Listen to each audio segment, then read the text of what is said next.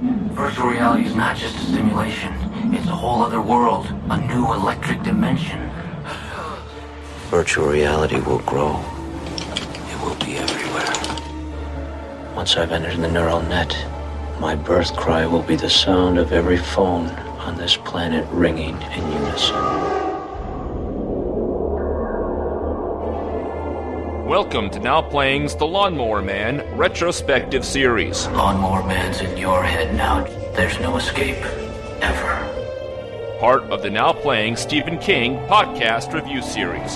This is the future, and you're afraid of it. Hosted by Stuart. His mind is like a clean, hungry sponge. Arnie. My treatments are making him smarter at an incredible rate. And Jakob. He's already been exhibiting behavioral instability, and what you're suggesting could destroy his mind. This podcast will contain detailed plot spoilers, harsh language, and cybersex. Well, I'm looking forward to having my lawn mowed. Listener discretion is advised. So if you're ready, don your iPhones and we can begin.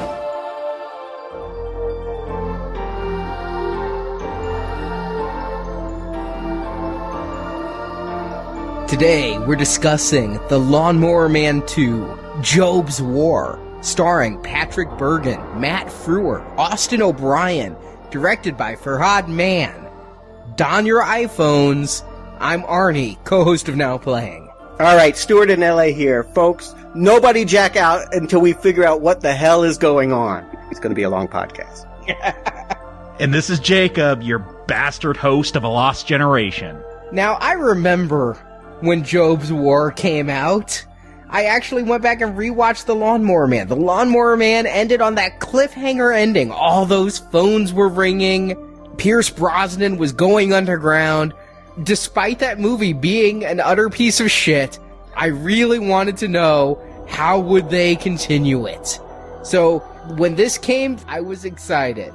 I am shocked by this. Appalled is really the word. But on January 12th of 1996, this was in 1,589 theaters. No, it liar. made $2.5 million, and I did the math. I mean, I was stunned when I saw these numbers. That is basically about 200 people per location in America. I mean, that is unconscionable.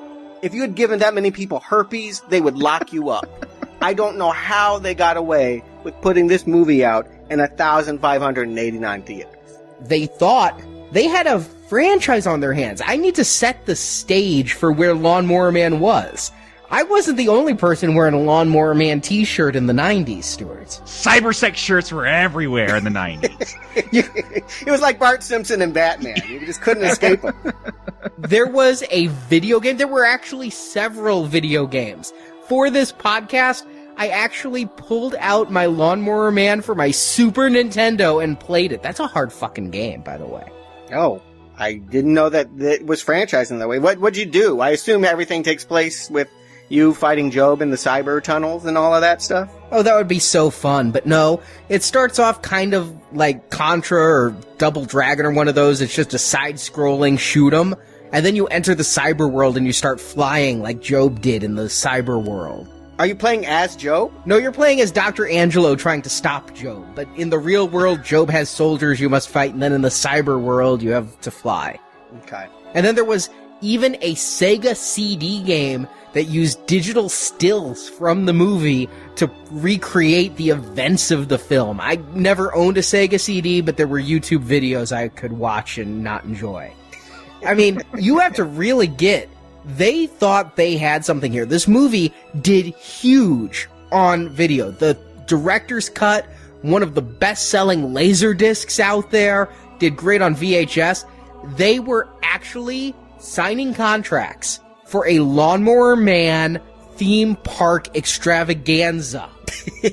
This was the next T2. You had Terminator 2 down at Universal, and the 3D thing and all that. New Line thought they had a Terminator franchise with the Lawnmower Man, and so they said, let's throw $15 million at a sequel. We're guaranteed that money. But they didn't spend that $15 million, right? Stephen King took that. This is a $15 million production. Come on, didn't you see the CGI work in this film? I did, which again, I state, did all of this money go to Stephen King and his lawyers when he won the injunction and got them to take his name off of this? But don't tell me that they spent $15 million to give us this. They thought for sure they'd make 30, and maybe somebody was embezzling, but it wasn't Stephen King. Somebody pocketed that money, and I don't know who, but yeah, it's not on screen. And that's just the production budget. That doesn't count the post-production and the advertising. There is advertising?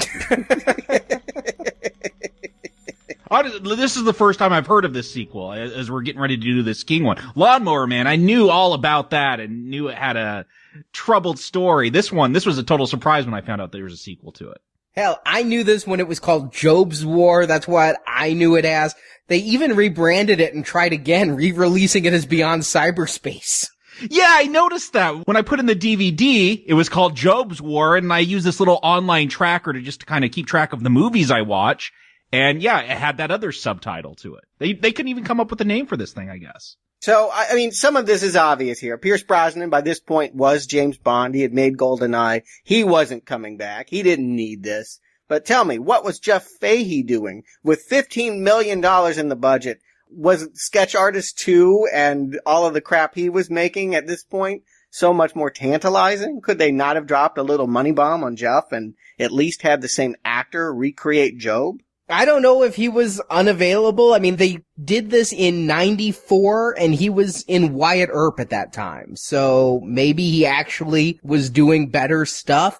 Maybe they didn't want to spend whatever he was going to cost because they wanted to save all of that for the cyber reality budget. And, well, Matt Frewer was a lot cheaper and he did have, I mean, he is absolutely perfect for this. First of all, I mean, we've talked about him before with Generation X. He is Max Headroom. So what better person to get as a king of cyberspace than Max Headroom? Conceptually, I agree with you. And then I saw this performance. We'll talk about it. But yes. No, he is not Jeff Fahey.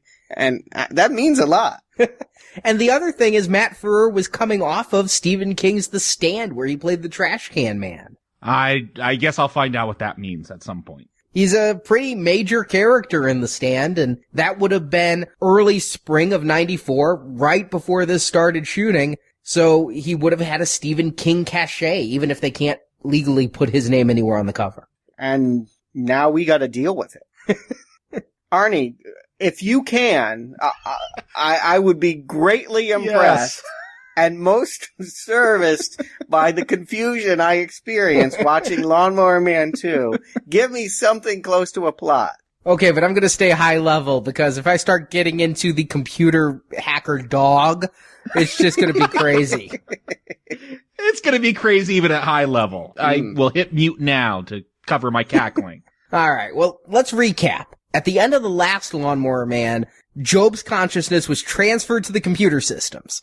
His body was a withered husk, and it was burned by bombs set by Dr. Angelo. So this movie picks up right at that moment. Reusing that footage, we see the explosions, and then people going into the wreckage, and Jobe's body is found in the building, and despite looking pretty desiccated last time, it is resurrected. Jobe was covered with third-degree burns, and his legs had to be amputated, and after reconstructive surgery, he ends up looking nothing like Jeff Fahey and exactly like Matt Frewer. But he was brought back not by regular doctors, but by the Virtual Light Institute. Call 1-900 and get your... I mean, what are they supposed to do? I know that they operate outside of the observatory here at Los Angeles, but... I thought it was like the Electric Light Orchestra, like some kind of band. But this is run by evil CEO Jonathan Walker. See, the VLI is the true creator of virtual reality, thanks to Dr. Benjamin Trace, creator of the Chiron chip. That sounds good. So, does that go with Rocky Road?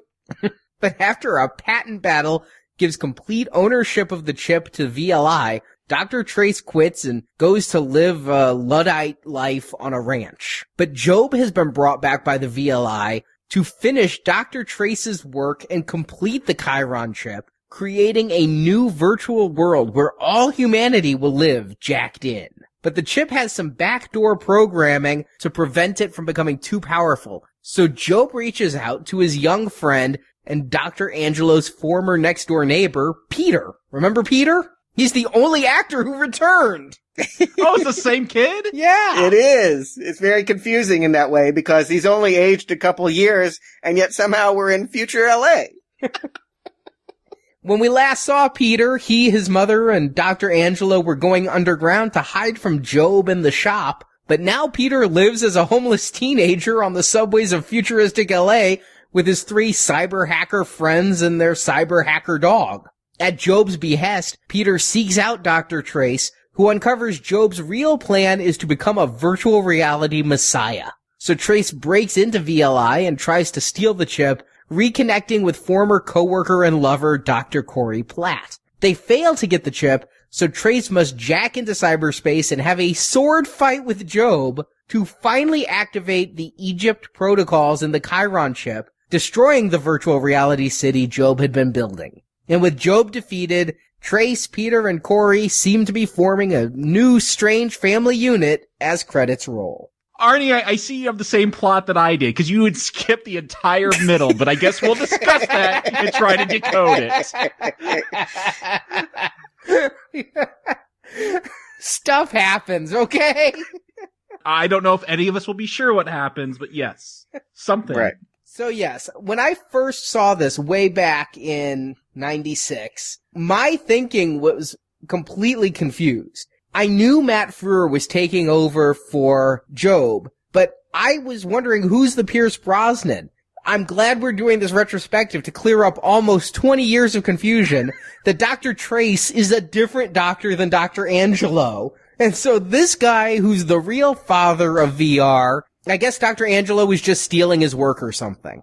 Well, talk about stealing work. The beginning of this film, it's a recap of how the last one ended, which makes no sense seeing where this film goes. Like, Jobe escapes, he's in the phone system, let's recap that, and then have Jobe not in the phone system, not in the internet. He's just a burned up body now. Well, it does explain, we all complained about how bad that dummy looked last time. Now we know it's a very accurate depiction of what Matt Frewer looks like in 1996.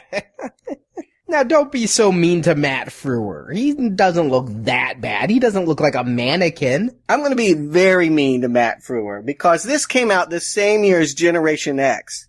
Still one of the worst movies I've ever reviewed for now playing and giving virtually the same performance. And almost the same plot.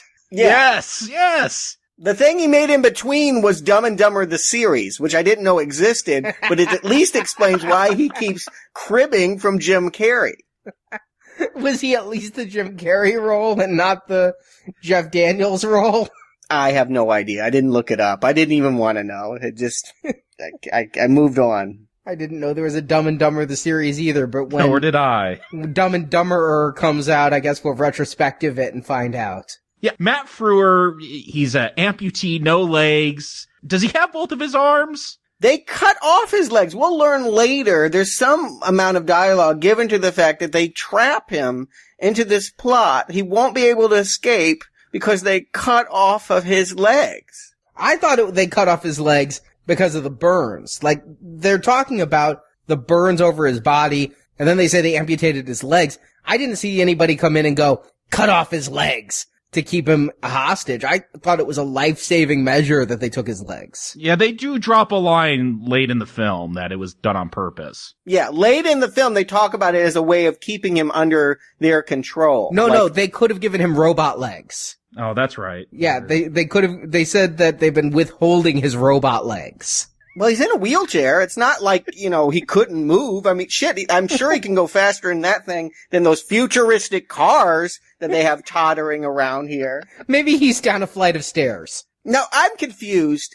Not only has Jobe not escaped into cyberspace, as we last thought. As it showed at the beginning of this film.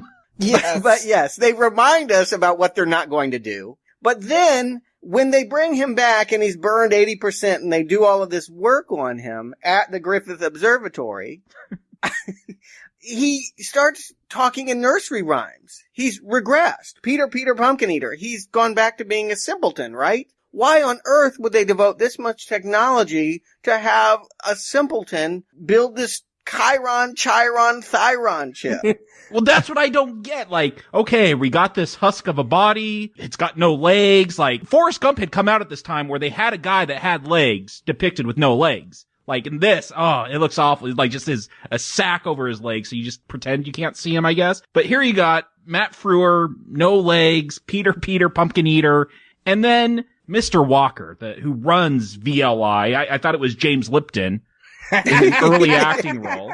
He's like, oh, we're gonna keep him here to make a Chiron chip, huh? He's doing nursery rhymes and he's gonna make some special microchip for you now? Like, there's no buildup for any, there's no reason that they would think that this handicapped man could build this thing. Yeah, I don't know why they decided to change the company to this Virtual Light Institute. All you'd have to do is make it the same place where Angela worked and say, okay, well, they all knew this VSI where Angela worked, Virtual Space Industries. Everybody there could know what Jobe is doing. But because you changed it to the Virtual Light Institute, it makes it very confusing why they would all be choosing the mentally handicapped to build their chip. Why did they even mount a rescue operation? The only thing I can give this movie is just to say they knew that Jobe was a cyber god, and so they are going to use virtual reality again, even though we're not going to really see it happen,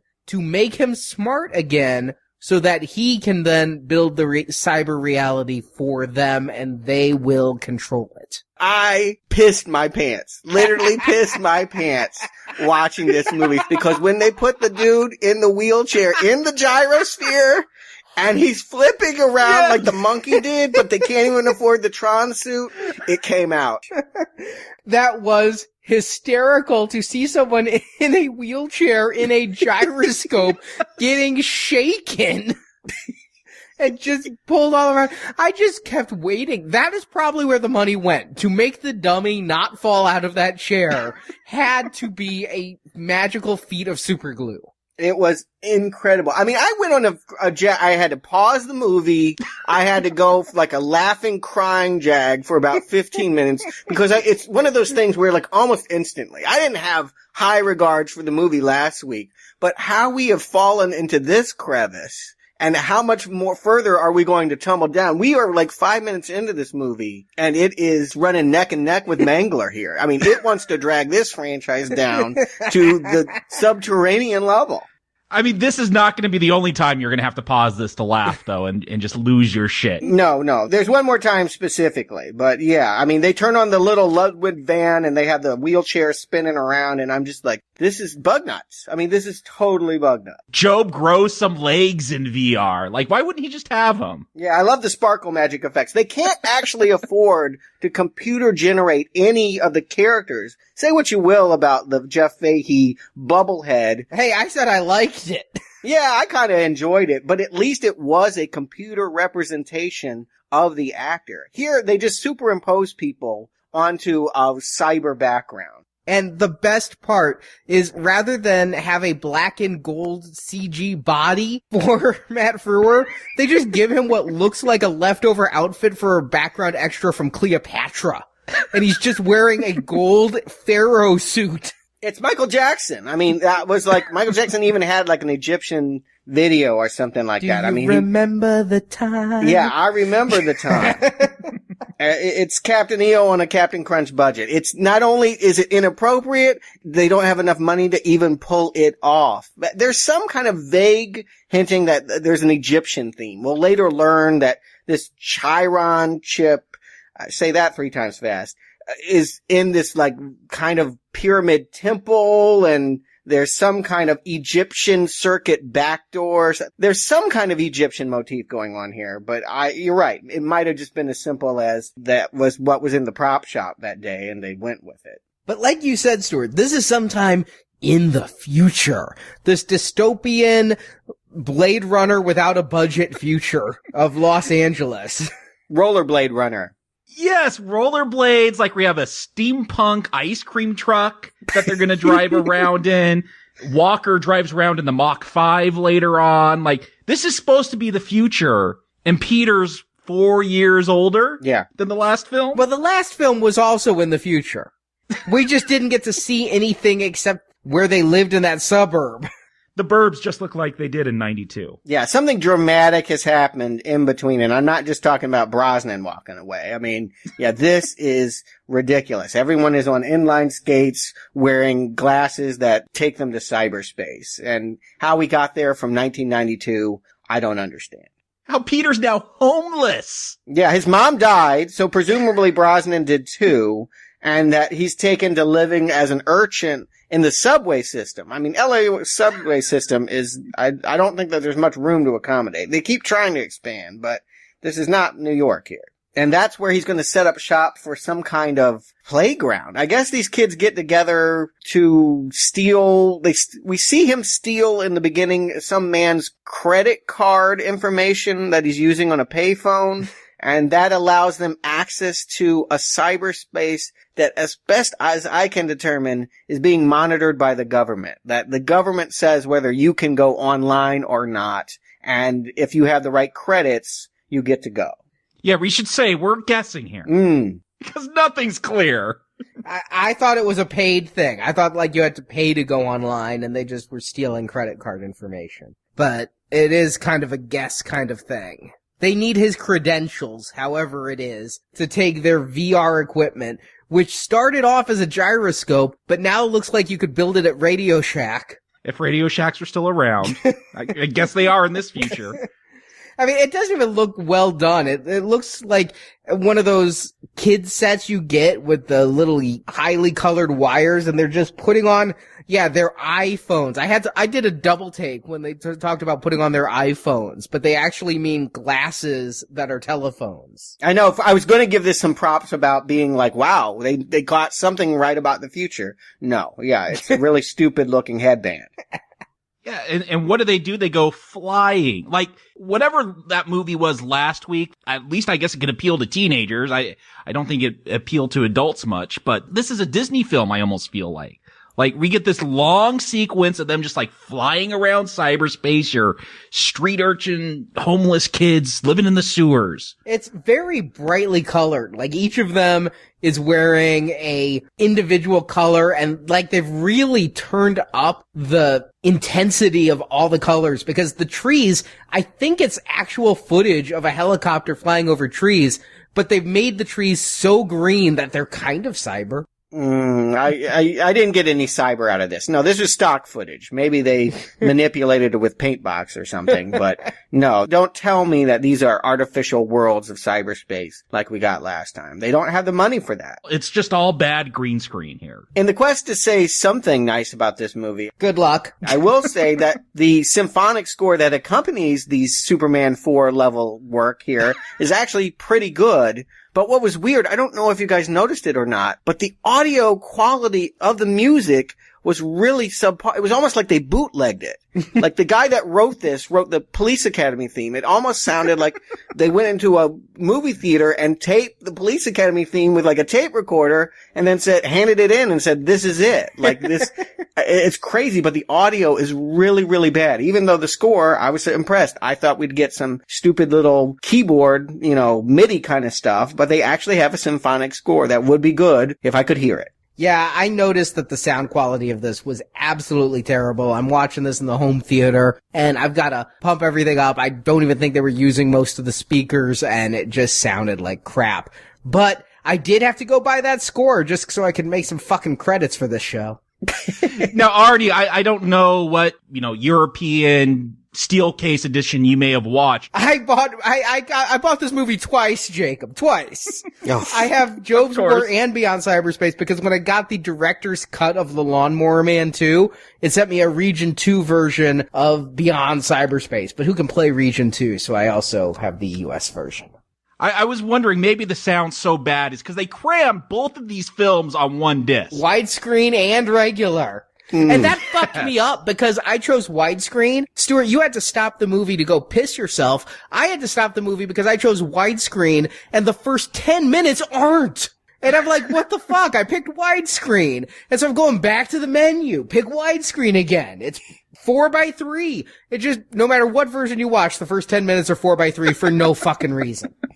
Maybe all they could get for the footage from part 1 was the VHS, but that pissed me off. Speaking of piss, I almost did it again when the goddamn dog pops in a CD-ROM and they're on cybercycles.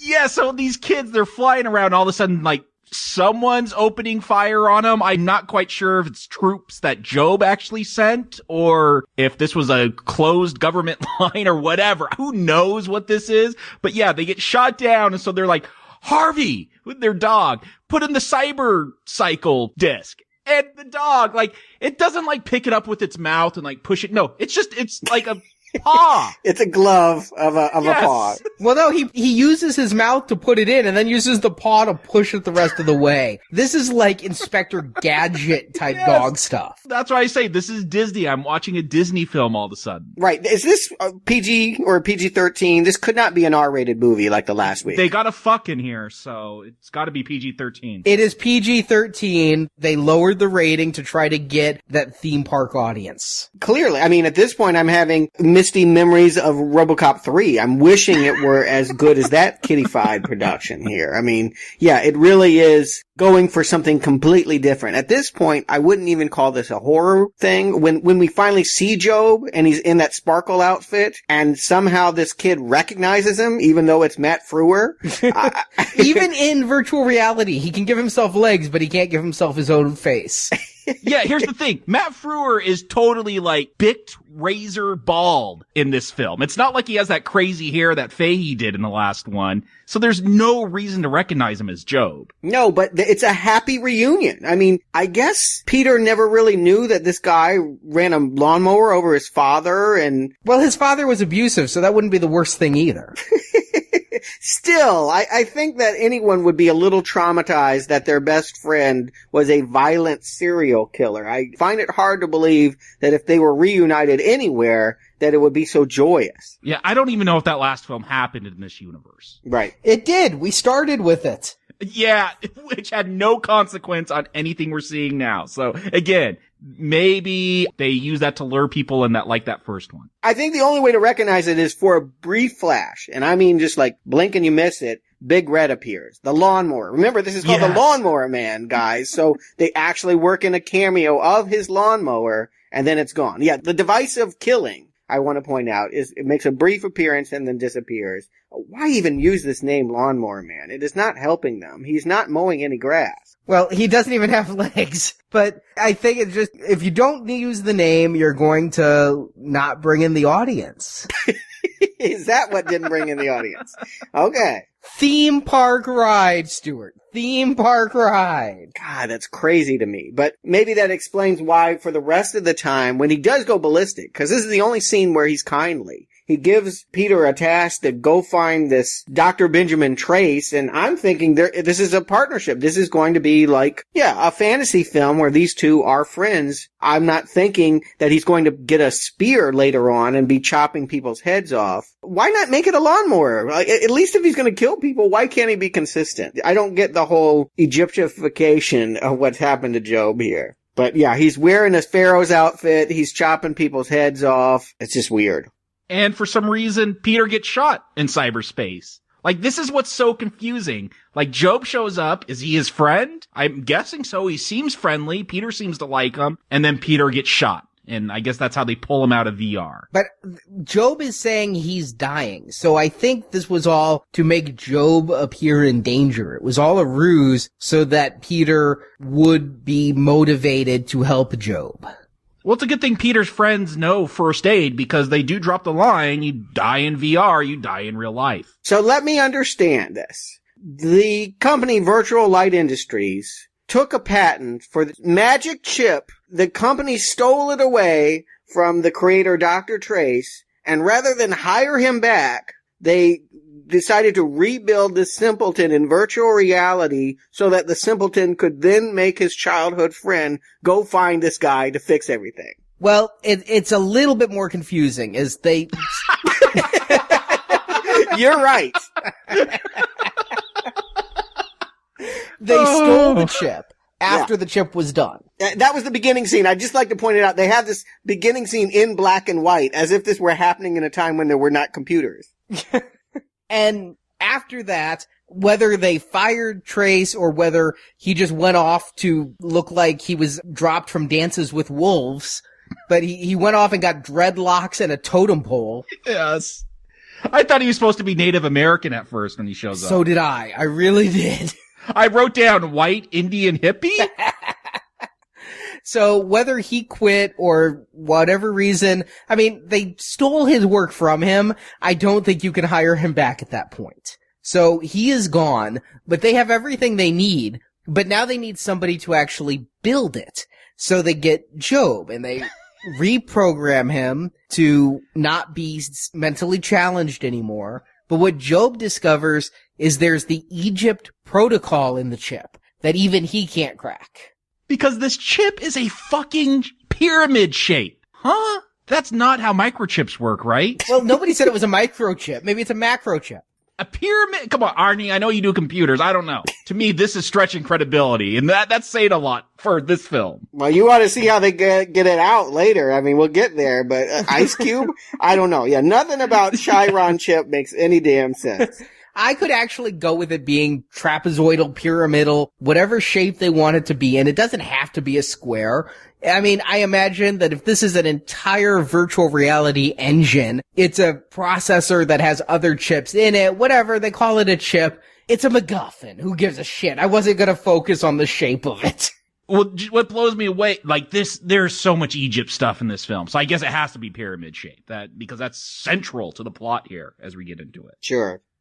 So I kind of get it then. You're saying that Jobe could have had everything that he wanted, but because he has an evil side plot, he's not able to complete the project the way that the company wants. So they have to go back to Trace. Everything is about getting the guy who created the chip back into the plot here. But I don't know that anyone except Jobe knows that Jobe is reaching out to Dr. Trace. Yeah, I took this as Jobe going rogue because it's a fucking pyramid-shaped chip and there's something about Egypt. Tell me what Egypt means before I get fucking pissed off. Like, there's something Jobe can't figure out. There's some riddle. I don't know. The Sphinx, didn't he have riddles? So I guess there's gotta be a riddle with this pyramid-shaped chip that the Pharaoh is building. And so he's going rogue and going to the original creator to try to get this info. Okay. What I love is the fact that this is what Peter is tasked for. The little boy, they're like, get it. I can't find it. This man has access to all of the, the internet. What does the kid do? He Googles him and goes out to the desert. He's like, oh, I found you. How? Well, the internet told me you lived here.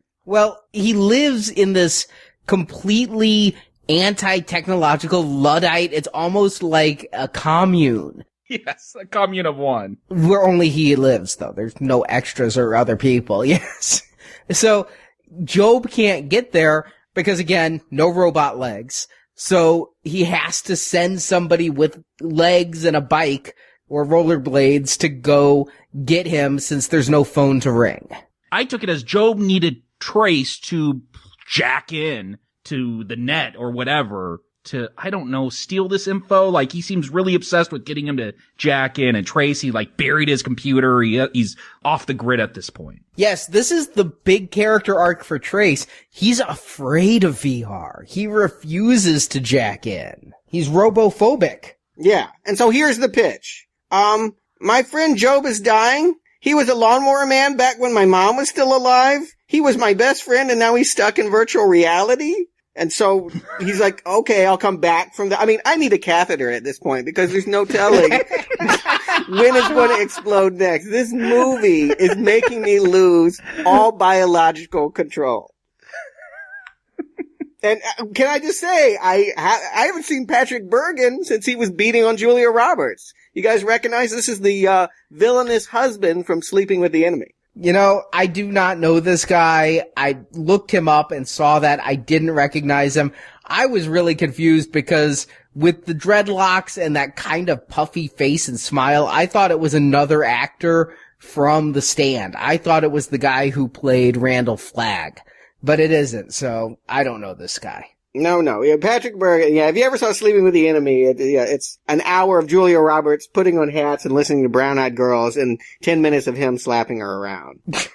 I saw it a long time ago. He's really over the top in it, and there's a reason why he's stuck out in the desert. I think this is Palm Springs, honestly. I think that this is about 2 hours outside of LA, and he's just like a lot of washed up people trying to find himself in the desert. But he is the one who created all of VR, and yet even he seems taken a little bit aback that Dr. Angelo could use VR to turn Jobe from, yes, in Peter's words, from a simpleton into a genius. But it doesn't also take long for Jobe to just turn fucking evil. As soon as Trace is there, he starts to scream into the television sets and, again, give his most evil Max Headroom.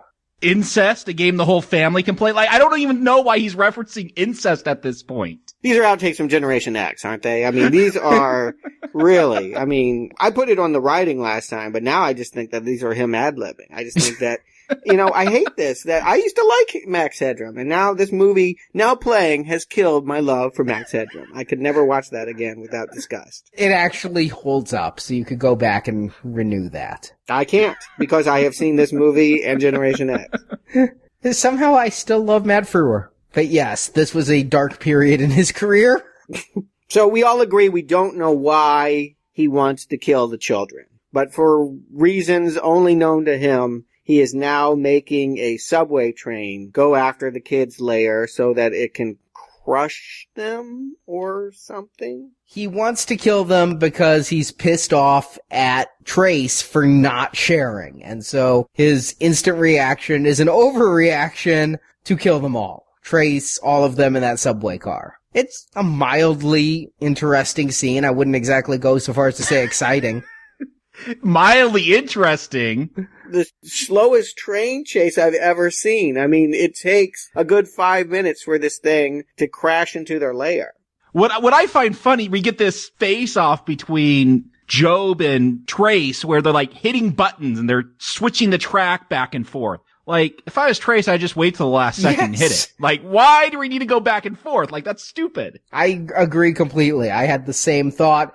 I didn't understand that they just kept going back and forth. It's whoever hits it last that counts, right?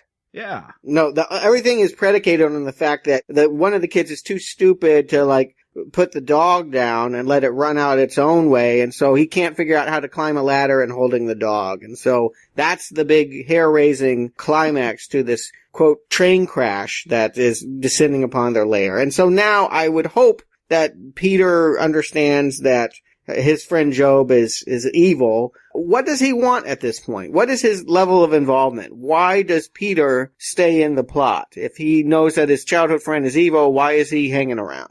Because this is like Cyber Goonies? Yeah, I mean, really, Jakob has hit the nail on the head. The director was banned from the editing room, the producers took over, and really amped up the level of teen stuff to try to aim this entire movie at that audience. Right. So that's your out-of-plot reason. Your in-plot... There is no in-plot reason. Stop. Yeah. Right. Because the plot, for the rest of this movie, the plot is about Trace getting back at the company that stole his patent, getting back with the protege that he had an affair with, who he'll win over, and yeah, this, whatever you want to call it, this tug of war over this pyramid that can be replaced by cubes of ice. We'll get there. Well, also keep in mind that at this point, Peter's home has just blown up. So he has nowhere else to live. I mean, the other subway cars, I guess, were busy. He was already homeless. He doesn't need a home. He's homeless. Right. Yeah. Where do you go when your sewer is gone? I don't know. I guess you go to the Virtual Light Institute, where there's this complicated shenanigans about getting an ID patch and hacking in, and they steal some equipment. I don't know. You tell me what the kids are doing. I can't figure it out. There's a camera gun. Remember that from Prime Directives? Listen, what they're doing at that point, I mean, we're kind of skipping over the VLI stuff, but when they decide to break into VLI, what they're doing is recreating Star Wars here, and VLI is the Death Star. Okay, yeah, I had that, when they were sliding into a trash compactor, I had that very distinctive, it's been a while since I've seen Star Wars, I'm not as steeped in it as you guys, but even I was just like, why these callbacks? This is so clearly not Star Wars. I mean, did they not want to make a horror movie anymore? Was that just like not an imperative? Was the last one even a horror movie? What seemed to be successful about it was more the sci-fi elements. So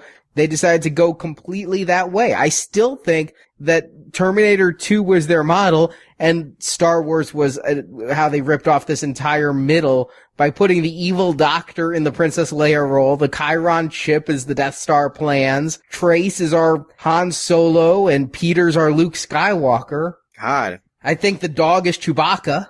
Yeah, I didn't extrapolate this far, but if that's indeed what they were trying to do, the level of commitment that they did to ripping it off is very, very poor. I mean, that's not only lazy to rip off Star Wars, they're not even, like, trying to do it well.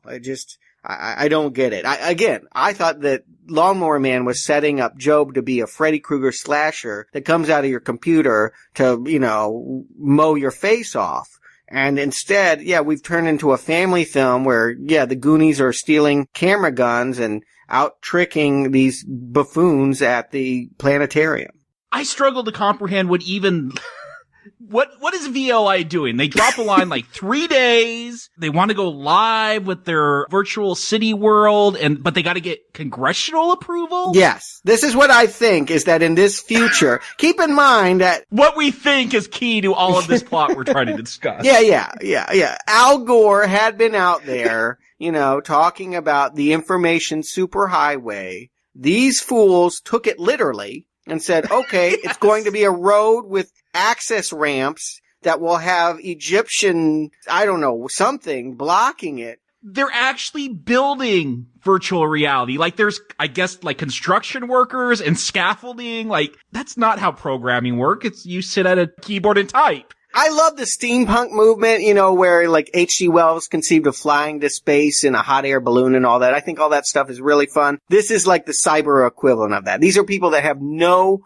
idea how the internet is going to work, but they're trying to tell us in an exciting kid adventure way what it's going to look like for future LA. And yes, I think that yes, they have this Greenspan character. He's a senator that comes in. He has the yay or nay on whether this cyber city opens its ramps so that people can come physically live there. And he says no for reasons I'm not sure. And then Jobe retaliates by accessing his flight times and somehow making that plane crash on time, I guess. Yeah, I thought they were pulling a Die Hard 2 and changing the altitude or something, but I don't think that's what they actually did. No, I think what it was he was just taking over the plane and causing it to crash, like the autopilot. There's so many stupid cyber thrillers like Hackers, The Net. Remember Sandra Bullock was being attacked by the internet in the one movie? Virtuosity. Nobody knew how this was going to work. But yeah, they just presumed that if it had a plug in it, that somehow the computer was going to get in there and get you. It's hilarious to me. It's better than the Mangler 2, where the wires come out from the walls and grab garden shears. I don't know about that. Yes, I guess that's a high point for this film. Better than Mangler 2. And I don't know that I agree with that. That's the best compliment I can give it. The one thing they did get right, they talk about how all these people are going to jack in and they're going to be able to like data farm from them, like get their bank accounts and all this info off of them. I don't know if they're planning on stealing everyone's money and taking over the world, but I said, hey, at least they got the NSA part right. No. I actually think here they were ripping off Batman Forever. I did get that vibe, yes, with the brainwaves. Yeah, and because TV, yes. If you remember Batman Forever, another Jim Carrey villain, where everyone who went into his box, they got all the knowledge out of their brain. Well, here, everyone who goes into VR, they get everything out of their brain so they can find all of the Democrats who make too much money and that kind of thing and use it to blackmail them. Or something, because at the same time, they're going to wreak havoc on actual cities by having fire hydrants explode and ATM spitting out a bunch of money. They go full Superman 3 here. That's Jobe going rogue again, though. Okay, so that is not the Virtual Light Institute's plot. That is Jobe's plot. I'm having trouble finding the plot. Yeah, we all are. He wants real life to suck, so everyone jacks in, and he could be their cyber god. They're kind of on the same path, but kind of divergent. VLI wants to create the cyber city and basically become the Microsoft of VR. They would have such a presence in VR and create this cyber city that everyone could jack into, but despite being completely illegal and unethical and keeping Jobe a virtual hostage to work for them for seemingly nothing, they're doing it for profit. I don't see where the money's really coming from. Yeah, how do you monetize that with everyone's inside virtual reality and not working jobs? But okay. If you build it, they will come. Yeah, no doubt they'll come, but they won't draw a check. That's what I'm saying. If you're trying to make money, having everyone become dependent on your cyber city is not the best way to do it. But whatever. I don't want to understand this. I want to get through it. But then Jobe wants to take it a step further and make it so that the cyber world, you see, I don't think the VLI wants everyone to become all cyber all the time. They want it to be a fantasy place that they go after work. The new television, the new boob tube. Yeah, they drop some line that people will get sick of the internet, and so they'll go to their inner internet. Okay, so it's an internet inside the internet. I know that they drew a circle and then another circle inside of it and said people felt lonely on the internet. And that's all I really understood out of the techno jargon. That's all you can really understand. No wonder the senator said no to this. I mean, isn't it easier to say no than yes? Wouldn't you just throw up your hands and be like, no?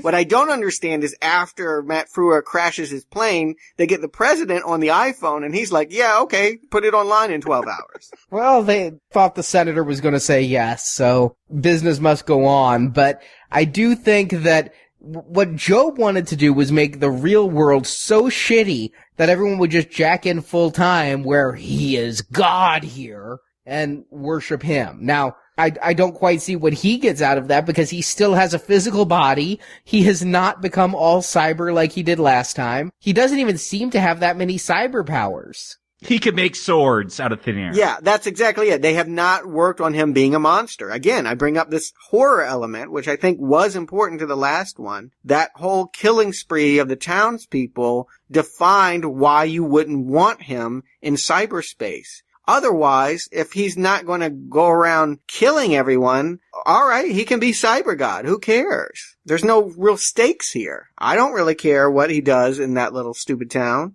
It doesn't even look like that great a town. There's not even any cyber sex going on. I mean, I see why people liked the cyber world last time. It's true enough. As much as I was against that, I could honestly say I found myself missing it at this point.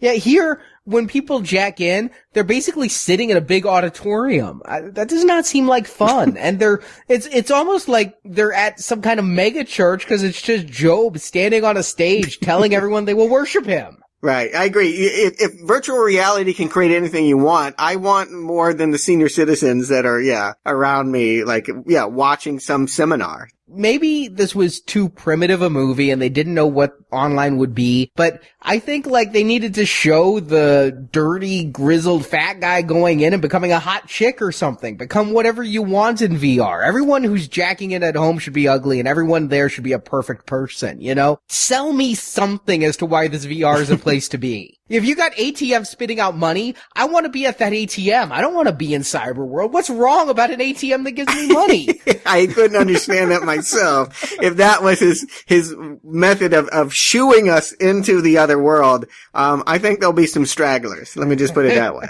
And as lame as this VR, I'm cracking up with this raid, the Goonies and Trace raiding VLI, pulling an Indiana Jones, they got to steal the chip because again, there's some Egyptian riddle. I don't know. Jobe's might figure out the key to it. He might not. Have no idea. But they pull Indiana Jones and replace it with a cube of ice. Baffling. And it's not even the real chip. It's not even the real chip.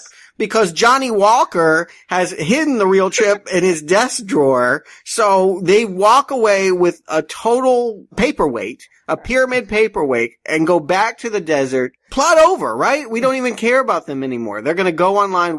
Why then attack these people with an out of control helicopter? The ice I can explain if it helps any.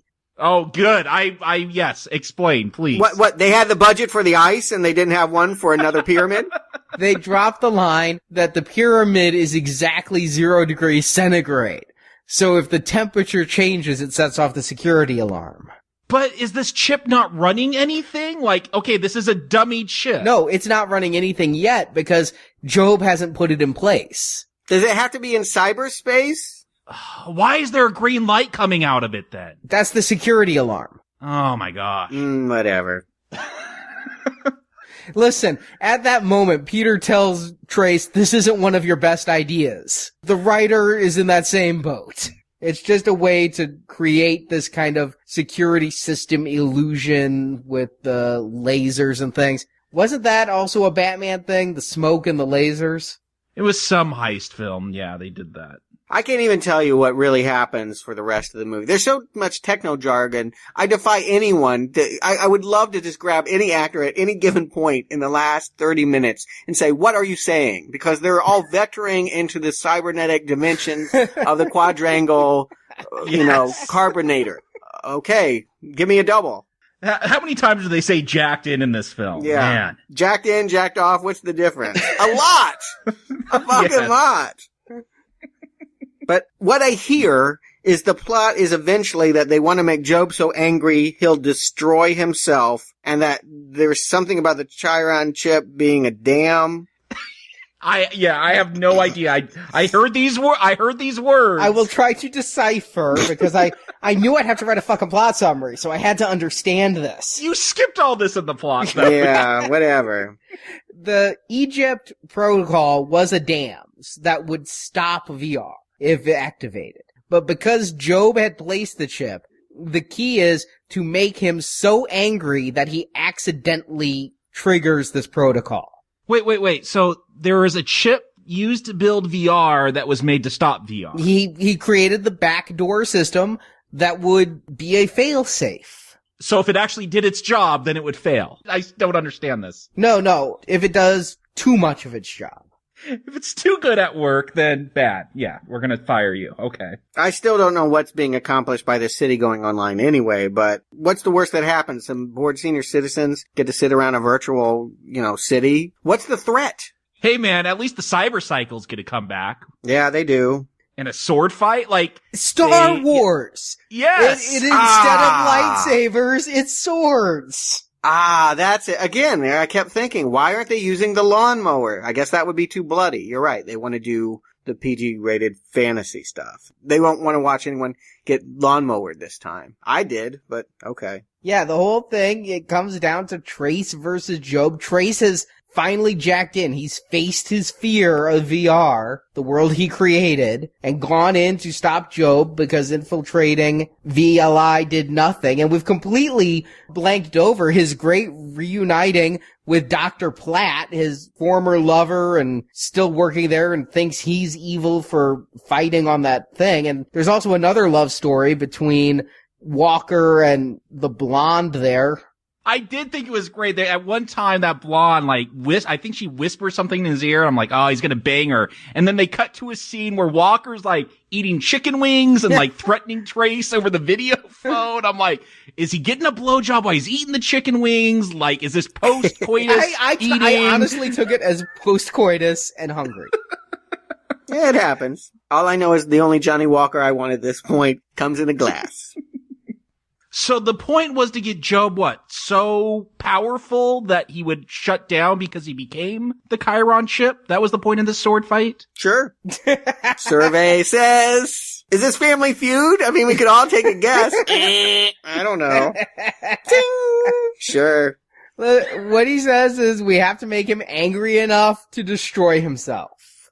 Okay. Well, here's what I know. Because God is merciful. At some point, my machine just died. And I figured it out. I lost about a minute and 35 seconds. But it was the last minute and 35 seconds of this movie. It just completely stopped. It would skip over this conclusion. What I know is, at some point, Matt Frewer is lying on the ground. The child is running to go see him and is grabbed and held at gunpoint by Johnny Walker. And then it just jumped to credits. And there was nothing I could do.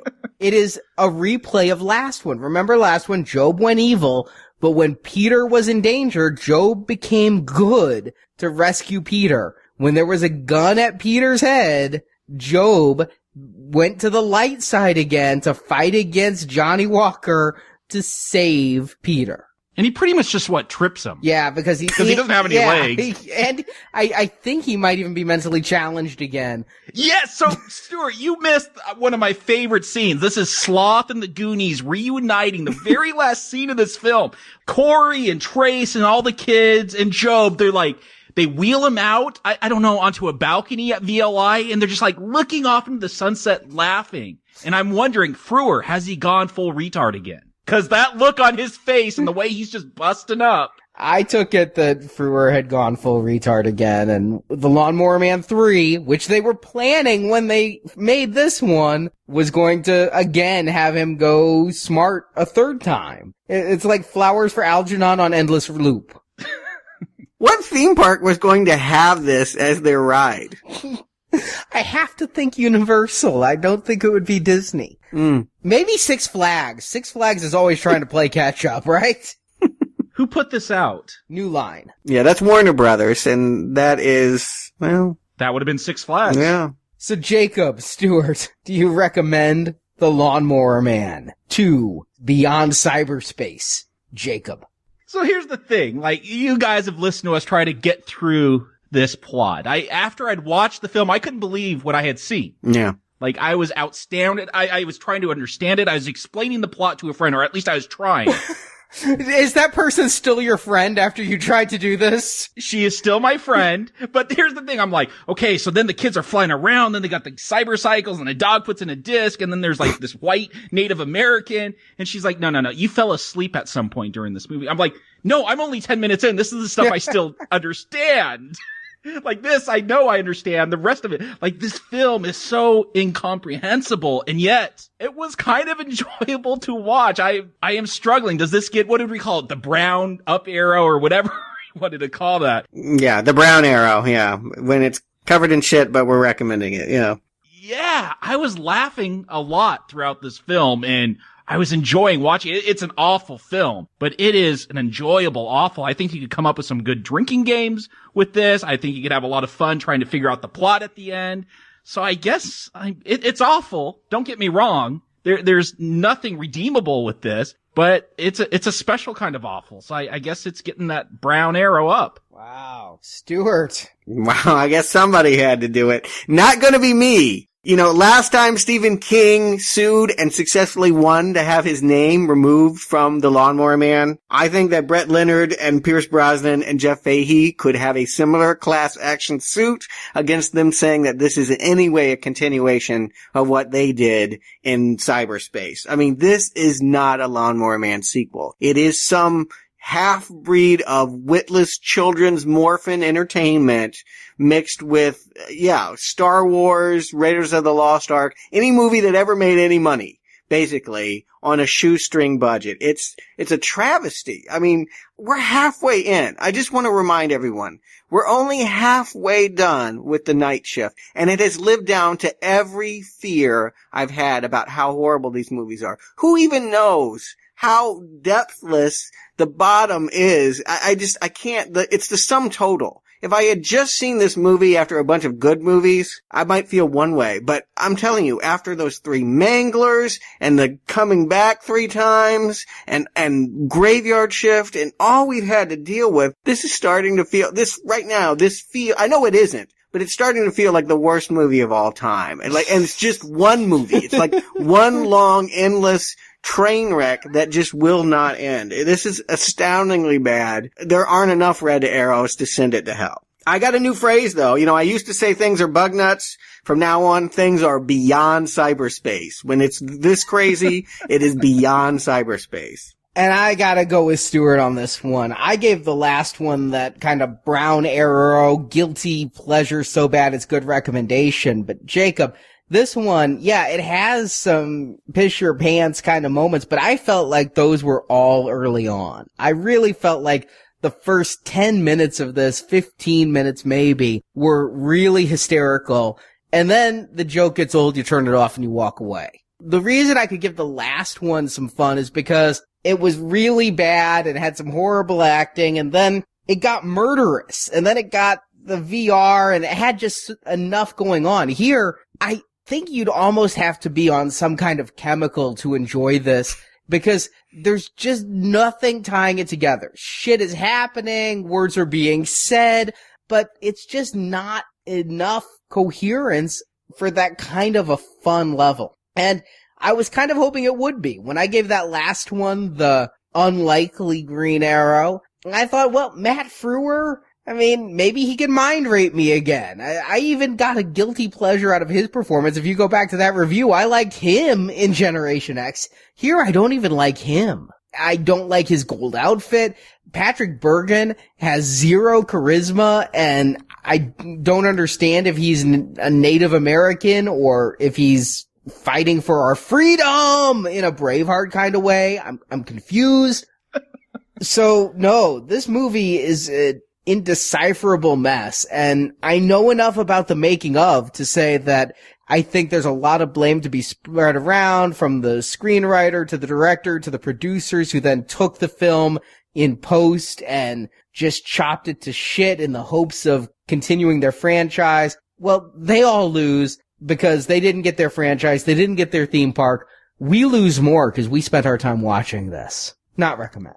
And I think, truthfully, this is the end of anything for Lawnmower Man. If there is ever another Lawnmower Man, I don't think it'll have anything to do with cyberspace. I think it'll have to do with a Greek-worshipping nymph naked mowing grass. You're talking about the original Stephen, that they might actually one day actually adapt Stephen King's story into a feature or a part of an anthology. Yeah, that would be the way I would go at this point. How much worse could it be, quite honestly? Even as absurd and satirical as that story was, I'm not sure it could ever really play straight as a horror about a guy, you kind of described it, but yeah, he has some affiliation with Greek mythology, and he does yard work and will mow you down if he doesn't like you or feels like he's being cheated. I'd rather see that than anything more with Jobe. I can tell you that. But no, at this point, I think that this never should have been adapted in the first place. And it's only proving me right every time we watch a new film. Fortunately, that means that, with no Lawnmower Man 3, we get to watch a real movie next week. Good or bad, it's going to be real. I'm excited. X-Men Days of Future Past, it is upon us, and I already recommend it more than Lawnmower Man 2. I can't wait for it. I don't know anything about it. Truthfully, I've stayed out of this one. I haven't followed the plot. It's not that I don't want to know. I hope that it'll be good. It's definitely with ties to First Class. I'm encouraged, but I don't know anything about this one, guys. I'm just going to let it wash all over me. Yeah, I am very much looking forward to it. I can't even begin to describe my excitement for this one, even though I'm a little disappointed it's Bryan Singer instead of Matthew Vaughn, but yeah, it would have been nice to have that. I feel like that director really was key to getting the cocktail right. There was a fizziness to that last movie. That was a lot of fun. I agree. And, we'll see what Singer. I think that, if he gets it back to where X2 was, I'll be happy. Well, let's hope it's not Jack the Giant Slayer. Oof. We can all hope for that much. And then also don't forget, we have our donation shows. If you want some good cyber reality, our silver donation shows, The Matrix, those shows are all available. So if you donate $10 or more right now, you're going to get 4 Matrix shows, and then later, when it's in theaters, the new Wachowskis film, Jupiter Ascending. And if you donate for the gold level donation, $25 or more, starting this Friday, you're going to get our Planet of the Apes retrospective series, 8 of these films at all, 8 apes, 1 per week. Right, and if you're curious about that, I'm actually releasing a Books and Nachos on the original book. I didn't realize it until recently, but this started as a novel, so I'm covering it. You can hear preview thoughts over at Books and Nachos this week. You can find all the details by clicking the banner at the top of our website, nowplayingpodcast.com. You can also go to booksandnachos.com, where you can hear my review of the Lawnmower Man short story and a lot more Night Shift short stories. I'm getting to take a little bit of a break and hand Books and Nachos over to Stuart for a while, but I'll be back doing more King in just a little bit. Let's take our time, shall we? Well, aren't we just doing trucks in 2 weeks? No, we got Odyssey in between. Don't take away a good movie. I'm really excited. After X-Men, we got Kubrick. No, we're not going to try. We'll get to that when we get to it. But no, we're going to take a breather from absolute horse shit and do a classic. So Jacob, Stuart, thank you for joining me. I guess. Until next time, if you'll excuse me, I have things to do, people to see, a billion calls to make.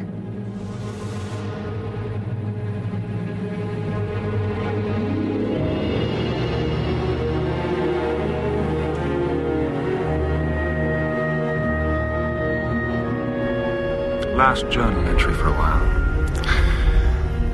I won't let Jobe's death be for nothing. What happened to him is my responsibility. For some reason, I've been given a second chance. So I'm taking my work underground. I can't let it fall into the wrong hands again. If we can somehow embrace our wisdom instead of ignorance, this technology will free the mind of man, not enslave it. Thank you for listening to this episode of Now Playing's The Lawnmower Man Retrospective Series. I have to go now. Well, okay, Jobe. We hope you've enjoyed the show. Damn it, Carol, I never unplug a program when I'm engaged. You just ruined the whole effect. Come to NowPlayingPodcast.com each week as we review another film based off the works of Stephen King. You sure don't look like the father of virtual reality to me. Your support helps keep Now Playing on the air. We're being cut off. The mainframe will be totally isolated in less than 2 minutes. Off the net. Our spring donation drive begins in April 2014. Where we will be offering bonus review podcasts covering The Matrix and Planet of the Apes movie series. I can't do this without your help. Find out all the details by clicking the banner at NowPlayingPodcast.com. Without financial involvement, this project wouldn't exist. And in the archives section, you can find other movie reviews, including A Nightmare on Elm Street, Scream, Star Trek, The Avengers, Transformers, and more. When you hook into the library of my virtual city, you hook into every library in the world. And ultimately, the chip will bring everything online for everyone. Find hundreds of movie review podcasts at NowPlayingPodcast.com. The potentials for human advancement are endless. And also visit our sister podcast at booksandnachos.com, where you can hear reviews of the original Stephen King books and stories on which these films are based. Hey, that's dangerous. That's dangerous. You can also follow Now Playing on Facebook and Twitter, where the hosts post new episode announcements and written movie reviews. This technology is meant to expand human communication, but you're not even human anymore! The links to our social media pages can be found at NowPlayingPodcast.com. Come to me, all who have burdens. I will set you free. And you will no longer be the bastard children of a lost generation. Now Playing's The Lawnmower Man Retrospective Series is edited by Heath, Phil, and Arnie. You said you were going to take me to the city this weekend. But as usual, you're hooked up into that machine. Now Playing credit narration by Brock. This universe is mine. I am God here. The film discussed in this podcast is the property of its original copyright holders, and no infringement is intended. You're talking about the shop, the puppet masters who pull all the strings. What? They own me? They'll rub me out, the shop, if I don't comply? Now Playing Podcast is not affiliated with the makers or distributors of these films. They want to suppress my work! The opinions expressed in Now Playing are those of the individual hosts and may not reflect the opinion of Venganza Media Incorporated. Your naive idiocy makes me very angry! Now Playing is a Venganza Media production, copyright 2014, all rights reserved, and no part of this show may be reproduced, repurposed, or redistributed without the written permission of Venganza Media Incorporated. Game over. Whoa, that was sketch.